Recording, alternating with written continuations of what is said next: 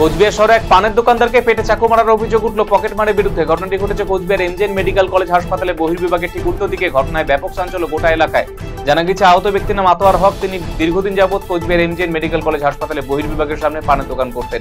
শুক্রবার সন্ধ্যায় কেউ বা কারা তার পেটে ধারালো অস্ত্র দিয়ে আঘাত করলে গুরুতর আহত হন এবং কোচবিহার এমজেএন মেডিকেল কলেজ হাসপাতালে চিকিৎসাধীন।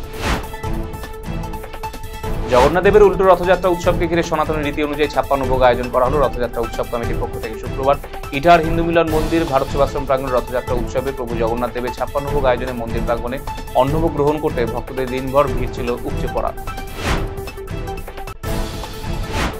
গুটি গুটি পায়ে চলতে চলতে আর কিছুদিন বাদে 75তম বর্ষে পদার্পণ করতে চলেছে রায়গঞ্জ পৌরসভা। 1951 সালে 19 জুলাই প্রতিষ্ঠিত হয়েছিল রায়গঞ্জ পৌরসভা। সেই অনুযায়ী আগামী 19 জুলাই প্ল্যাটিনাম জুবিলি উৎসবের আয়োজন করতে চলেছে পৌর কর্তৃপক্ষ। সেই উপলক্ষে প্রস্তুতি বৈঠক অনুষ্ঠিত হলো শুক্রবার বিকেলে। দিন রায়গঞ্জ পৌর ভবনে সমাজে বিভিন্ন স্তরের মানুষদের উপস্থিতিতে বৈঠকের আয়োজন করা হয়। শিলিগুড়ি হিলকাট রোডে অনিল বিশ্বাস ভবন থেকে শিলিগুড়ি পৌর নিগম পর্যন্ত মিছিল করে বিক্ষোভে সামিল হলো বামফ্রন্ট। শহরের রাস্তাঘাট, নালা নর্দমা পরিষ্কার পরিচ্ছন্নতা থেকে শুরু করে সামগ্রিক উন্নয়নের কাজে অচলাবস্থার অভিযোগে সরব হয়েছে বাম নেতৃত্বরা। এদিন বিক্ষোভ কর্মসূচিতে উপস্থিত ছিলেন প্রাক্তন নগর উন্নয়ন মন্ত্রী অশোক ভট্টাচার্য।